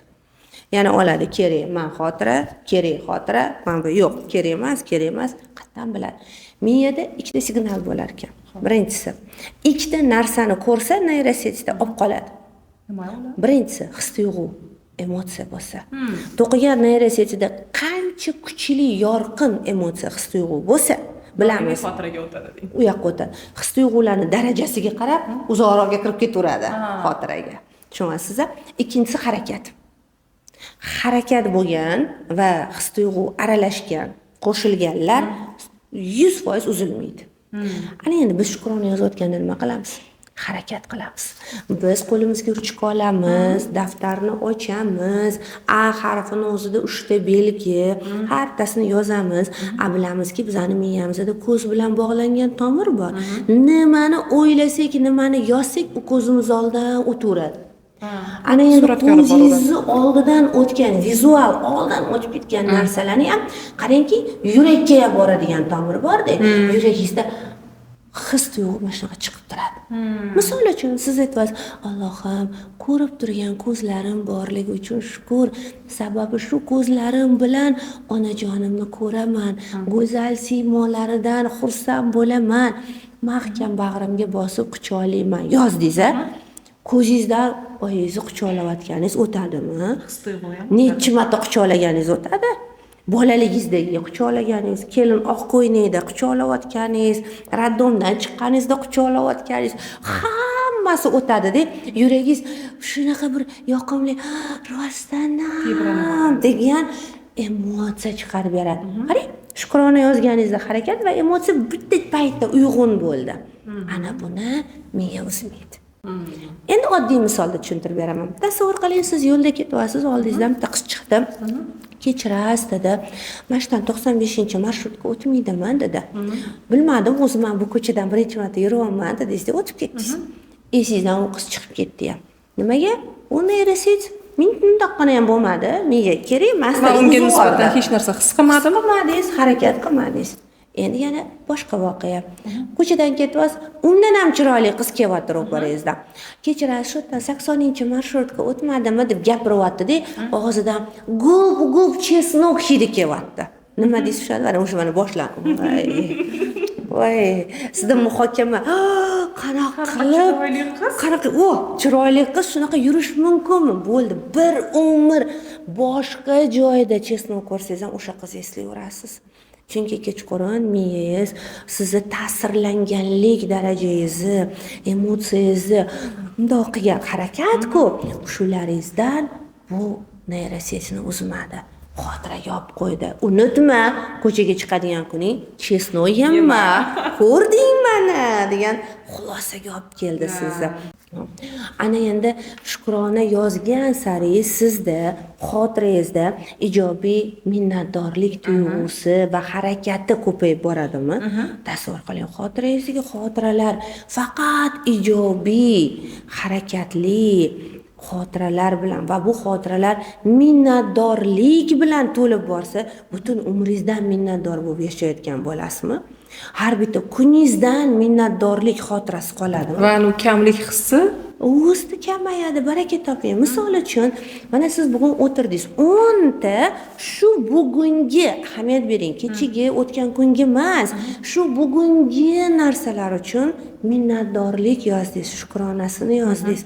Bugun misol kostyum shimimni kelinim dasmollab berdilar. Alhamdulillah, qanaqa yaxshi kelinim bor. Bu meni bugungi minnatdorchiligim. Misol uchun-da, yoki bo'lmasam, men uchun mashina chaqirib berishdi. Voy, baraka topsin bolam. Qachon kelasiz deb hol-ahvol so'rab qolishdi. Qanaqa mehribonlarim bor. Alhamdulillah. Bugungi kunim, tasavvur qiling, 24 soatdan 18 soatini men ongli, uyg'oq fikrlab o'tkazsam, shu 18 soatdan 10 ta boring, o'zimni minnatdor bo'ladigan narsamni olsam, kechqurun meni miyam 10 ta minnatdorlik neyrosiyasini uzmaydi, xotiraga jo'natadi. Men uni yozib qo'ysam, harakat va emotsiya bilan, to'g'rimi?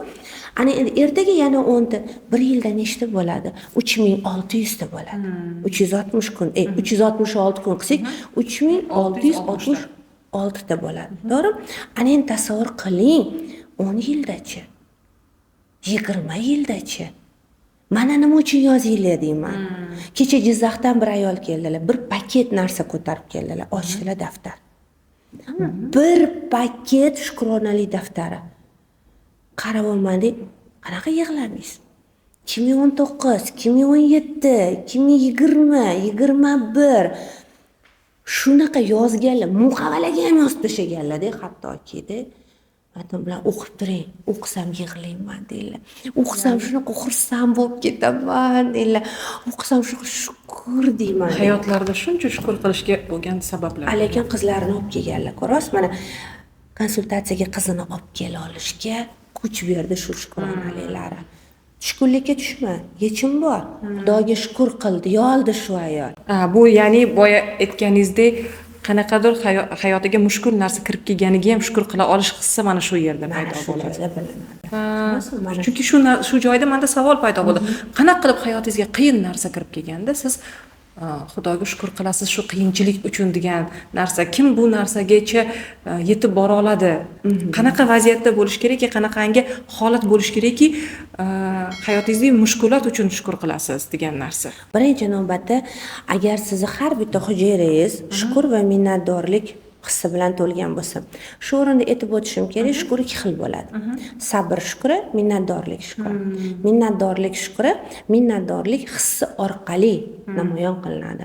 Sabr shukri, mayli Xudoga shukr bo'lib turibdi-yu, bo'lyapti-yu, mayli shukrda. Bu yerda minnatdorlik tuyg'usi yo'q. Ya'ni o'sha qora qozon qaynab turibdi-yu dedi. Ana shu nima bilan qaynayapti? Moshxo'rda bilan. Qani moshxo'rdagi xursandchilik. Qani xursandchilik. Endi har holda oshmasdi. Mana shu sabr shukrini minnatdorlik shukriga olib o'tmas ekan biza, to'yinish hosil bo'lmaydi, minnatdorlik hosil bo'lmaydi. Ana bu joyda dard keladi, mayli shukr endi deydi. Ana endi minnatdorlik shukrida ham dard kelishi mumkin. Ya'ni biz nima bilan sinalamiz biz bilmaymiz. Biz har qanday taqdirga rozi bo'lgan insonlarmiz. To'g'rimi? Boshqa ilojimiz ham yo'q-da. Bizni vazifamiz shu. Endi u taqdirda kasallik bormi? Taqdirda ayriliq bormi? Kambag'allik bormi? Hammasiga labbay deyish va shukr qilish vazifamiz. Menga hojiyoyimni bitta narsani juda yaxshi o'rgatganlar. Alloh bizdan 3 ta narsani xohlaydi. Birinchisi, biz uni yagona zot ekanligini, biz ojiz qulligimizni tan olib iymon keltirishimiz. To'g'rimi? Ya'ni bu joyda biz nima qilar ekanmiz? Biz Allohni zikr qilamiz. Endi ikkinchisi, biz Alloh bizga shuncha narsa berayotganini fikr qilamiz. Zikr fikr bo'ldi. Ana endi fikr qilib shukr qilamiz. Rostdan shuncha narsa beryapti, fikr qildingmi, ketidan shukr qil. Demak, zikr, fikr va shukr. Ana shu narsani ketma-ketligini tushunsak, qabul qilsak, bizda dard kelganda ham biz zikr qilamiz Allohni, fikr qilamiz orqasida yaxshilik bor. Yoki shu orqali menga dars bor. Shu orqali meni Alloh eslagandir. Shu orqali men to'xtashim kerakdir. Shu orqali men buni tushunishim kerakdir degan fikr bor va keyin shukr bor. Ko'rdingiz qanaqa ketma-ketlik? Shu narsani minnatdorlik shukrida yurgan inson singdirib oladi, o'zi shu narsaga aylanib qoladi. O'zi shunga aylanadi. Men boya aytdim, kuniga 10 tadan yozsak, 1 yilda 3660 ta bo'lar ekan dedik. Endi shuni kuniga 100 tadan yozsak-chi? 100 tadan yozsak, qay darajadagi inson bo'lasiz? To'g'rimi? Qay darajadagi holatda bo'lasiz siz? Menga qancha ayollar keladi, voy men shukrona yozayotgan paytimda shunaqa zo'r natijalar bo'lgan, yozmay qo'ydim. Muammo deydi. Yozmay qo'yganing uchun muammo emas. U baribir bor seni peshigida. Bor edi o'sha paytda ham muammo. Muammoga qarashing boshqacha edi. Qarashing boshqacha, qabul qilishing boshqacha, his qilishing boshqacha edi. To'g'rimi? Ana endi sen bu joyda turib yozmay qo'yding, endi kelib, nima qilaman deding. Ya'ni seni zikring Alloh bo'lmadi, fikring Allohdan bo'lmadi, shukring ham Alloh bo'lmadi. Senda nima paydo bo'ldi? Endi nima qilaman? Yoki nimaga men? Ya'ni men paydo bo'ldi. Albattaki bu joyda ojizsan, tushkunlikdasan, umidsizlikdasan degim keladi. Nimaga shukronalikni yaxshi ko'raman? Shukronada bo'lib turib ham kasal bo'lganlarni ko'rganman va o'sha sabridan minnatdorlik sabrini yasab chiqib tuzalganlarni ko'rganman. Mana shu shukronalik bilan o'zini topgan, qadrini bilgan, farzandlarini tarbiyalaganlarni atrofimda millionlab ekanligiga xursand bo'laman. Ozmi ko'pmi shu yo'lda ularga yordamchi ekanligimdan xursand bo'laman. Har doim tushuntirgim keladi. Menga aytishadi ayollar, "Voy 5 mahal shukr qilamiz." To'g'ri. Eng ko'p uchraydigan e'tirozlardan biri shu. To'g'ri deyman, lekin siz alohida tayyorlanib o'tirib shukr qilasizmi deyman. Mana tayyorgarchilik ko'rasizmi deyman. Shukr qilish soati. Mana hozir meni budilnigim jiringlab ketdi. Bu meni shukr qilish soatim. Har soatga budilnik qo'ygan. Qarab turing, mana hozir yana jiringlaydi. Nimaga? Chunki shukr qilish soatlarini belgilab qo'ygan. Har soat budilnik jiringlaydi. Mana shu 1 soatda nima bo'ldi? Shukr qil. Yozib borasizmi? Yozib ham boraman. Sumkamda ham shukronalik daftari, uyimda ham shukronalik daftari, ish stolimga ham shukronalik daftari qo'yib qo'yganman. Ya'ni ana uyga borsam yozib qo'yaman emas. Mana shu joyi o'zida hozir shu narsani his qildim va yozimda. ishda o'tiribman. Xo'p, shu soatda yozmadim, keyingi soatda yozay. Lekin men bitta esladimku. Men atiy tayyorlandim-ku budilnik qo'yib. Nima uchun biz shukr qilish uchun tayyorlanmaymiz? Nima uchun biz shukr qilish uchun o'zimizni tayyorlamaymiz? Nima uchun biz shukr qilish minutlarini, daqiqalarini hosil qilmaymiz deb 5 mahalda mayli Xudoga shukr yoki gapirib tur, mayli shunisiga ham shukr deyishimiz kerak. Nima uchun? Nima uchun biz pardozga vaqt ajratamiz? Nima uchun ovqatga vaqt ajratamiz? Soatlab kafeda o'tirib ovqat yeymiz, lekin 5 minut mana shunda o'tirib faqat shu bugungi uchun, kechagi shu paytgacha demayapman. Bugungi olgan ne'matlar uchun shukr qilish daqiqasini qilmaymiz. O'shaning uchun mana shu muhitni yaratish uchun daftar kerak bizga. Mana endi keyingi sabab, qo'lingizga ruchka olib yozdingiz, mayda motorika. Bu miya bilan bog'langan. Mana shu har safar olib yozganda o'ziga impuls oladi, odat shakllanadi va siz o'sha holatga kirishingiz oson bo'ladi. Odat deysiz. Inson odatini o'zgartirish uchun necha kun kerak bo'ladi? Mana shu odatni o'ziga singdirish uchun, shakllantirish uchun necha kun kerak bo'ladi? Qancha vaqt kerak bo'ladi bu narsani odat qilib singdirishimizga? O'zi odat bilan tanishishga 7 kun kerak. Tanishish uchun 7 kun kerak. Bu o'zi nimaligini bilish uchun 7 kun kerak. Aha. Hali nimaligini bilish emas, tanish uchun. Qayerda boshlanib, qayerda tugadi bu odat. 7 kun kerak. Siz birinchi kuni uni faqat eshitasiz. Tushungandek bo'lasiz. Lekin uni birinchi kun qotganda shunaqamidi, mana bunaqamidi, ertaga mana bunaqa qilib ko'raman, ertaga mana bunaqa qilib ko'raman desda 7 kun bilan tanishasiz. 7 kundan keyin sizning miyangiz, sizning aqlingiz mana shu tanib olgan odatini endi instruksiya bilan qilishni boshlaydi. 7 kungacha ozgina ikkilanish bo'ladi har qanday odatda. To'g'ri qildimmi-ki, shuni borib so'rab olaman bugun degan narsa bo'ladi. Ana endi qarangki, 14 kundan keyin biz odatni eslab qolamiz. Instruksiyasida mana bunaqa yozilgani to'xtab bitta qarab olay deb qilamiz. 14 kun. 21 kunga kelganida odat bizni esimizda turadi, biz uni qilishni boshlaymiz. 41 kunga kelganda biz odatni qilmasak, u esimizga tushaveradi. Qilmading. Qilmading deb ongingiz eslab turadi 41 kunda. 55 kunda siz bu odatni sevasiz. Yaxshi ko'rib qolasiz. 90 kunda odatni avtomatik qilasiz. Hech kim eslatmasa ham o'z qo'lingiz ketib qoladi. Ana shu anaqalar juda e'tiborli bo'lish kerak. Ajoyib savol. Bu savol o'zimga ham juda ham qiziq. Agar hayotingizni filmga aylantirsa, ya'ni u haqida film ishlasa, u qaysi janrda bo'lardi va mashhurlardan kim bosh qahramon, ya'ni sizni rolingizda ijro etishni xohlardingiz? O'zimning rolim o'zim ijro etishni so'rardim rejissyordan borib. Balkim. Agar u mendan keyin bo'lsa, o'sha paytda nihoyatda hatto bu savolingizga javob bera olmas ekanman ham. Chunki o'zimdan boshqa yaxshi tushunadigan odam kim deb so'rashsa, onam, qizim deb ayta olaman-da. Shuning uchun mendan keyin qizim o'ynab bera oladi. Janrchi? Voy, hozir alohida janr yaratib yuborsak kerak. Yo'q, mix janrlar ham bor. Janrlar agar mix qilsa bo'lsa, bu joyda romantika, bu joyda fantastika, bu joyda triller, boyvik hammasini qo'shish mumkin hayotimda. Judayam ajoyib. Xo'p. Odamlarga o'zi psixologlar savollar bilan murojaat qilishganda uni ichki olamini anglashga harakat qilishadi.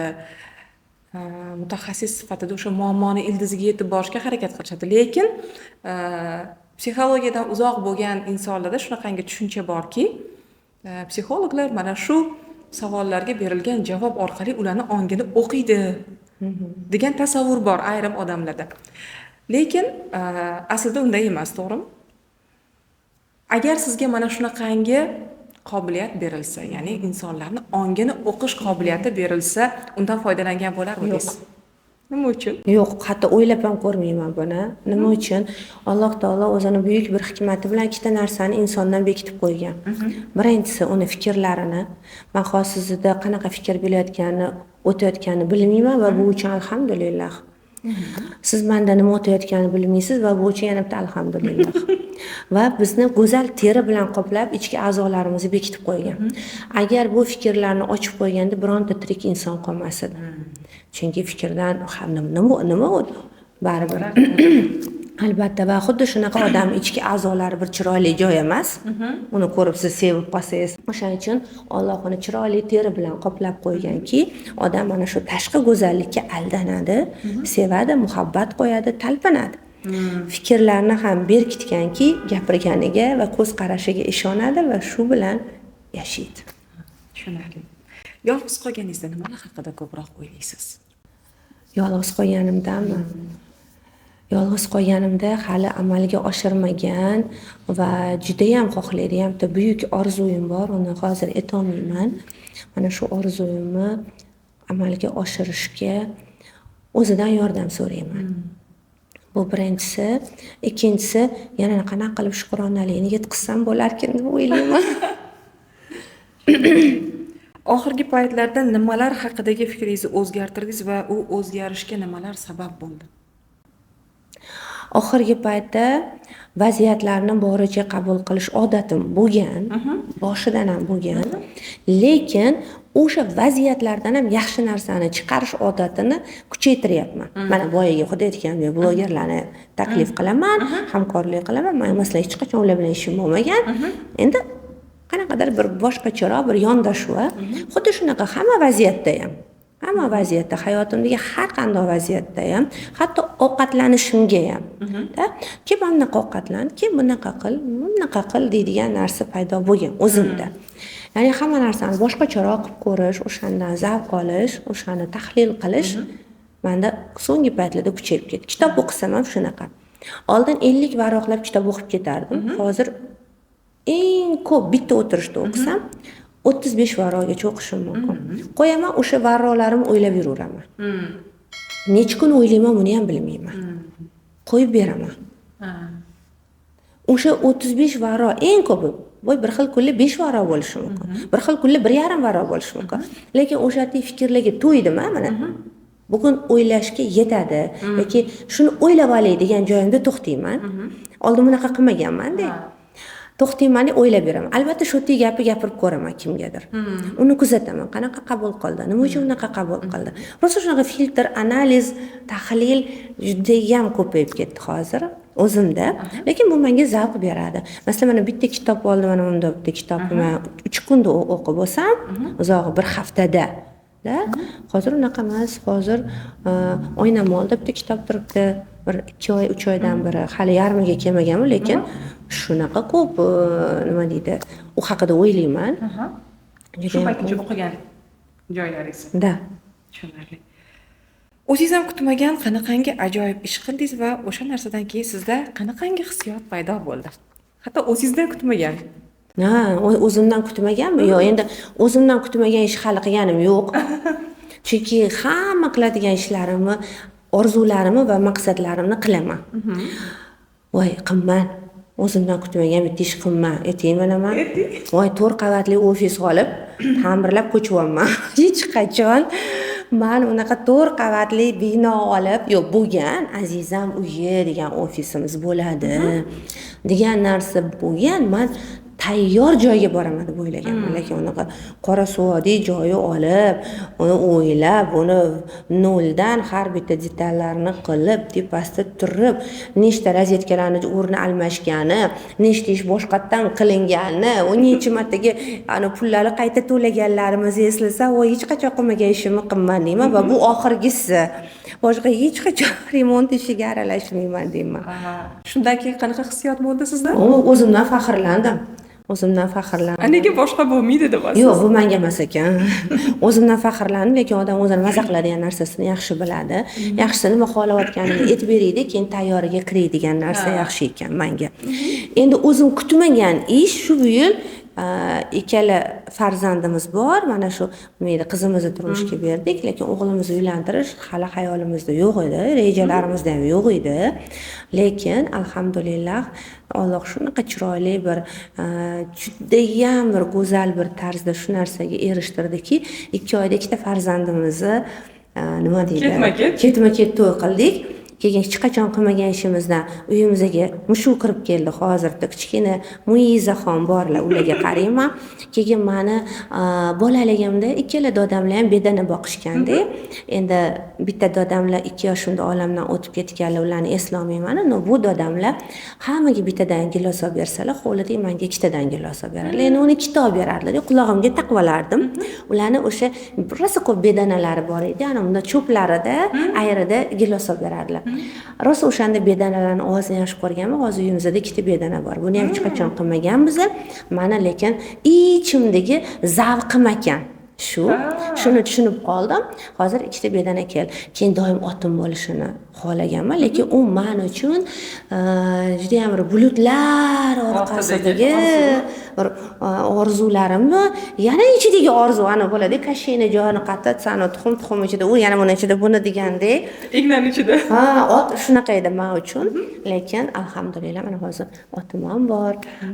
Kechagina ko'rib keldim. Bir 20 tacha otlar chiqishdi, hammasi o'zini ko'rsatyapti.